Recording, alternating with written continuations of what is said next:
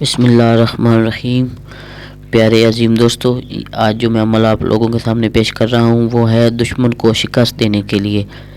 چاہے آپ کا جتنا بھی طاقتور دشمن کیوں نہ ہو، اس پاک آیت سے وہ آپ کا غلام ہو جائے گا اور زیر ہو جائے گا، آپ کو ہی فتح ہوگی، اس کو شکست ہوگی۔ عمل بہت ہی سادہ اور آسان ہے، بہت ہی مجرب عمل ہے، آزمودہ عمل ہے۔ عمل یہ ہے کہ آپ نے جو آیت میں آپ لوگوں کو بتا رہا ہوں وہ آپ نے اس طریقے سے کرنی ہے۔ صم بکم عمی فاہم لا یرجعون، اس آیت کو دن کے 12 بجے، ٹھیک ہے، اس عمل کو آپ نے 110 بار پڑھیں، اور ہر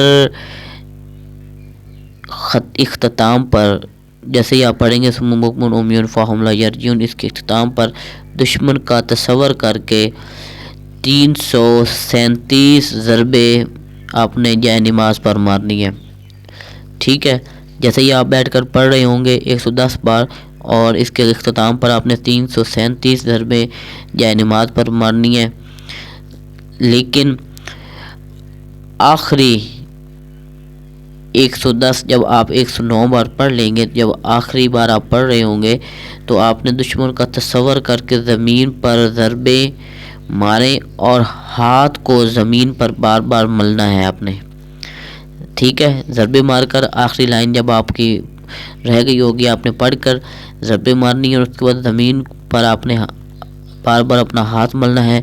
اول و آخر 11 بار درود شریف پڑھیں، اور اس کے بعد آپ نے اللہم صلی علی محمد سیدنا القاہرین علی الاعداء رب العالمین، یہ درود شریف آپ نے پڑھنا اول آخر، ٹھیک ہے۔